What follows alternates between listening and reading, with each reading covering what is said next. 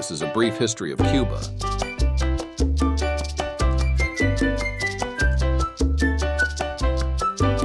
Colonial period, 1492–1888. Christopher Columbus arrives in Cuba in 1492 and claims it for Spain.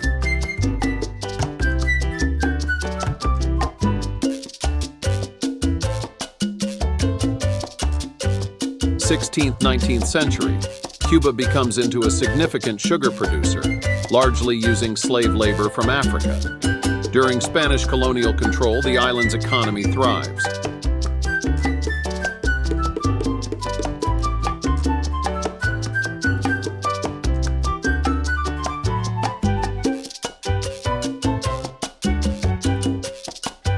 Wars of Independence, 1868–1898, the 10 Years' War, 1868–1878.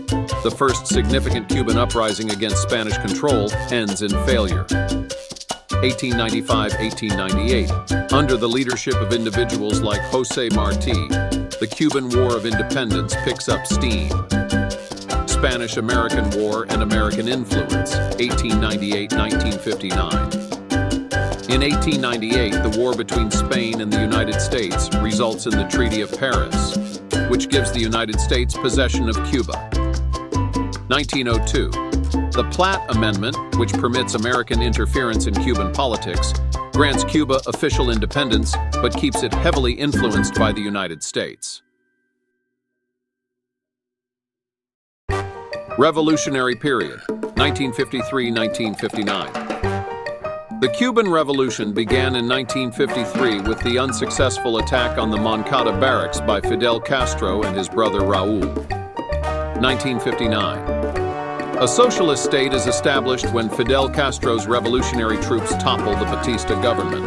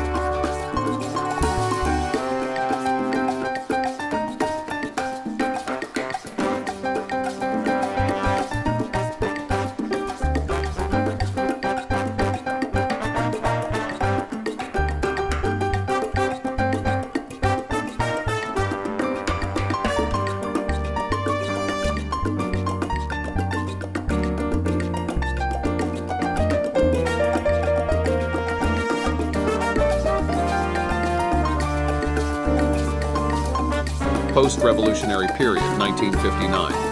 1961, Castro's authority is cemented by the abortive Bay of Pigs invasion, which was supported by the United States. In This Week in Military History, we explore the Bay of Pigs Fiasco, which was the April 17, 1961 invasion of the southern coast of Cuba by U.S.-supported Cuban exiles. In 1959, Fidel Castro came to power in Cuba via an armed revolt that overthrew corrupt President Fulgencio Batista. The U.S. government distrusted Fidel Castro and disapproved of his increasingly close relationship with the Soviet Union. The Central Intelligence Agency developed a plan during President Dwight D. Eisenhower's administration to train Cuban exiles for an invasion of their homeland in hope of sparking a wider rebellion. Training of the Cuban force began, and by November 1960, the Cuban recruits had been trained for an assault landing and guerrilla warfare. With the change of administrations, President John F. Kennedy was briefed on the invasion plan and authorized it in February 1961. Unfortunately, information about this plan was so tightly held in the administration that it was not properly vetted by military officials. Using World War II bombers painted to look like Cuban Air Force planes, 8 planes left Nicaragua to bomb Cuban airfields on April 15, 1961. However, these aircraft missed many of their targets, leaving the Cuban Air Force intact. 2 days later, the exiles landed at the beaches along the Bay of Pigs on the southern coast of Cuba. The Cuban exiles, who made up what was named Brigade 2506, came under heavy fire, and their assault was hampered by bad weather and the lack of U.S. air support. Fidel Castro ordered 20,000 Cuban troops to the area, which soon overwhelmed the invaders. Many exiles were captured, 100 were killed, and a few were able to escape back to the sea. For 20 months, the United States government negotiated for the release of prisoners with Cuba and eventually ransomed them with agricultural equipment. The first prisoners were released on December 23, 1962. The failed invasion haunted the Kennedy administration as tensions between the United States and the Soviet Union continued to be strained. Many historians feel this failed invasion led Soviet Premier Nikita Khrushchev to mistake President Kennedy's prudence in terminating the invasion for weakness and led to the Cuban Missile Crisis of October 1962. 1962. The world is on the verge of nuclear war due to the Cuban Missile Crisis. 1960s-1980s, Cuba receives military and economic help for its alliance with the Soviet Union. 1991, Cuba experiences the Special Period, a period of extreme economic hardship brought on by the fall of the Soviet Union. Hello? Yes, please. Oh, it's the general on there. I'll put it on. Yes, sir. Ready? Hello? General Eisenhower, Mr. President. General, how are you? Pretty good, thank you. Oh, fine. General, I just wanted to bring you up to date on this matter because I know of your concern about it. We got, Friday night, got a message from Khrushchev, which said that he would withdraw these missiles and technicians and so on, providing we did not plan to invade Cuba. We then got a message, a public one, the next morning, in which he said he would do that if we withdrew our missiles from Turkey. We then, as you know, issued a statement that we couldn't get into that deal. So we then got this message this morning. So we now have to wait to see how it unfolds, and there's a good deal of complexities to it. If the withdrawal of these missiles, technicians, and the cessation of subversive activity by them, well, we just have to set up satisfactory procedures to determine whether these actions will be carried out. So I would think that if we can do that, we'll find our interests advanced, even though it may be only one more chapter in a rather long story as far as Cuba is concerned. Of course, but, Mr. President, does he put any conditions in whatsoever in that? No, except that we're not going to invade Cuba. Yes. That's the only one we've got now. But we don't plan to invade Cuba under these conditions anyway.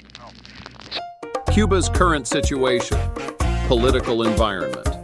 The Communist Party of Cuba maintains its one-party socialist regime in Cuba. In 2018, Miguel Díaz-Canel assumed the presidency, carrying on Raúl Castro's legacy. Economic situation. Cuba continues to experience economic difficulties, such as a lack of products, restricted access to foreign markets because of the embargo imposed by the United States, and the effect of COVID-19 on travel.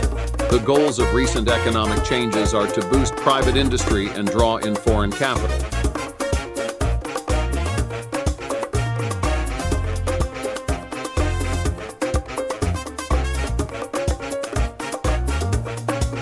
Social and cultural aspects.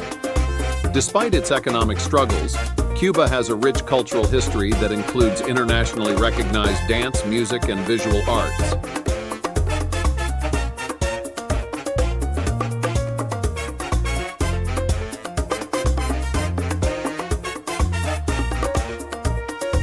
All citizens continue to have access to the healthcare and education systems, which are remnants of the revolution.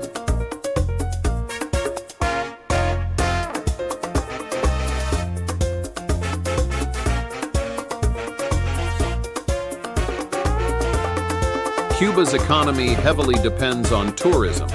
which is attracted by the country's beaches, historical attractions, and cultural offerings. There have been ups and downs in the thawing of U.S.-Cuba relations, including under President Obama, and the tightening of relations under President Trump. In summary, Cuba then and now highlights the island's tenacity and enduring character by providing an insight into its complicated past and dynamic present. Stay tuned for additional in-depth examinations of Cuba's remarkable narrative, and subscribe to discover more about the country's progress.